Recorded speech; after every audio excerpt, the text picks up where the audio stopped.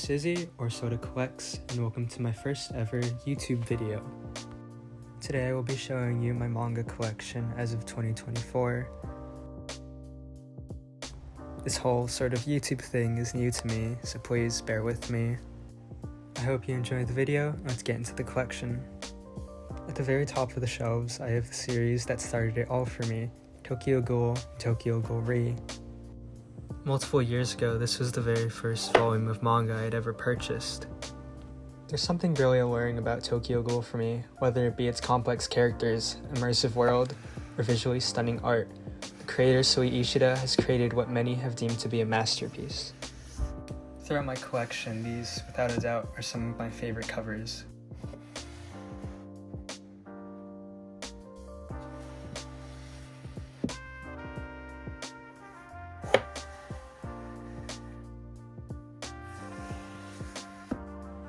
Along with the manga itself, I also have some Funko Pops showing off my favorite characters from the series, Kenkaneki and Suzuo Juzo.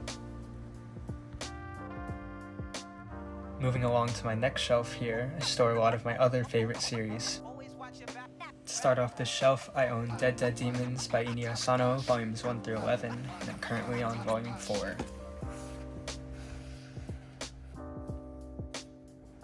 Another two series by Asano, Downfall and Soanin, are both one-shots and I would say are a good entry point into Asano's many works. If you want a longer series, I would say read Dead Dead Demons. With no introduction needed, I own all of Goodnight Pun Pun, the series I can never recommend to anyone because of its sensitive subject matter and dark nature. If you know, you know. Moving along, I own Not Simple by Natsume Ono, a really nice cover with a unique art style, and I plan to read more of her works in the future. Beside it, I have the completed series of Wotakoi, Love is Hard for Otaku. This is my all-time favorite romance series. I absolutely adore the three couples. My only gripe with this series is that it is not long enough. However, a series that may be a little too long is Bleach by Tite Kubo. Standing at 74 volumes, this is the longest and most expensive in my collection, just shy of $800 retail price. This might be one of the most entertaining and nuanced action manga I have ever read. I adore Ichigo Kurosaki as a main character, along with every other person we are introduced to. The art style is so recognizable and phenomenal, and whether you like Bleach or not, you can't deny its influence on series such as Jujutsu Kaisen and Demon Slayer. My favorite arc from the series is without a doubt the Thousand Year Blood War. Everything from the manga prior had been leading up to that moment. The art is at its best during the Blood War, you get a lot of mysteries uncovered and some amazing fight scenes. Bleach is without a doubt one of the greats. Volume 24, with Grimmjow on the cover, is definitely my favorite from the series. Now onto my Jujutsu Kaisen and Chainsaw Man shelf. These two series have really taken the world by storm these past several years, and for good reasons. I have volumes 0 through 20 of Jujutsu Kaisen, Gojo without a doubt being my favorite character, along with the Hidden Inventory storyline being my favorite. I own Chainsaw Man Part 1, and I don't plan on collecting Chainsaw Man Part 2. Power is my favorite character because she's racist. Next is my romance shelf with predominantly shoujo manga and other LGBTQ titles. Aoharu Ride is a close second for my favorite romance manga series. I really think my main gripe with this series is the unnecessary love triangle and miscommunication between Futaba and Ko. It was really frustrating as a reader when you just want the main couple to end up together.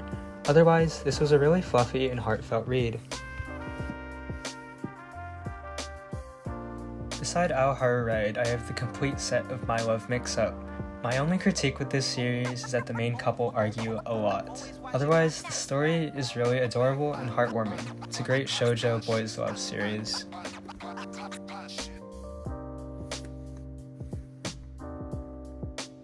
Next to it is the almost complete boys love series Given. This series had no right making me cry so many times, but it did. There's a lot of drama and sensitive topics which are touched upon, but I highly advise you, if you haven't already, to either watch or read Given. It's worth every tear. I should also mention how beautifully stunning the art is. I mean, look at these covers. I also have an acrylic stand from the Given anime series. These are the 4 main characters who play in a band together. On the right of Given are more LGBTQ manga series, Our Dreams at Dusk, Boy Meets Maria, and The Two Lions. Between the three, Boy Meets Maria was the best one. Moving down a little bit, I own the A Silent Voice box set. This was the first manga series I completed, and I couldn't have been happier. I've read and watched this movie a dozen times, and I'll do it over a dozen more. It really is a treasure to me. Lastly on this shelf is Nana. I'm currently on volume 4, and I need to read a little more before I formulate an opinion on the series, but I will say one thing, is that this series is very emotional and heavy.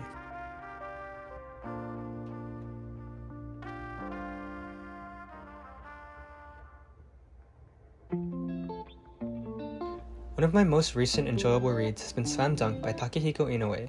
The way that Inoue is able to masterfully illustrate a basketball game through his art is mystifying to me. I'm currently on volume 18 and plan to finish collecting the series very soon.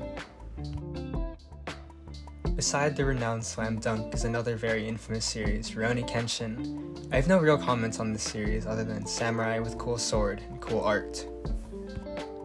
Following that are some miscellaneous series that I plan to finish collecting in the future. I haven't read Sakamoto Days or the case study Vanitas, but I have read Sakura Saku, Oshinoko, and Your Lie in April, all of which are great series, Your Lie in April being my favorite, and Hunter x Hunter has a terrible art style.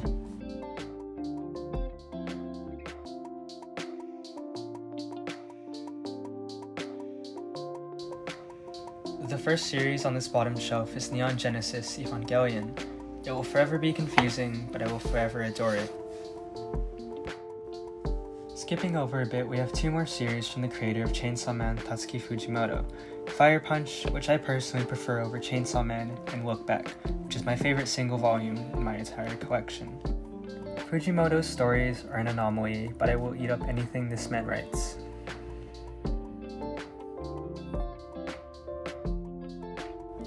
Back over to the Flowers of Evil, which is an unnecessarily perverted series, but I do love Shuzo Oshimi as a mangaka and his unique way of storytelling, and the way that it gets under your skin. I also have some Junji Ito books, No Longer Human being my favorite one. There's a lot of series on this shelf and I won't be going over every single one of them, however, some to point out are Solo Leveling, the anime just released and it's phenomenal, Blue Lock, another sports series that leaves you on the edge of your seat, and Chojin X by the creator of Tokyo Ghoul. I will show off some of my favorite series from this shelf, Blood on the Tracks by Shuzo Oshimi, which I think is his best written work. Dorohedoro, the art style alone says everything about it. And lastly, Tokyo Revengers. Something about middle schoolers beating each other up is just entertaining. On this final shelf, I own almost all of the Soul Eater Perfect editions, only missing Volume 2. The gothic and Halloween aesthetic is everything for this manga.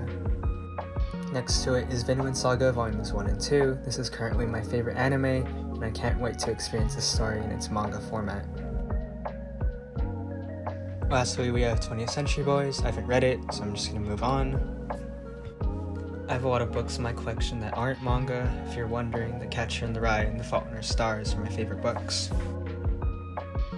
Down here next to Twilight is Death Note completed in the black editions. I absolutely love this anime.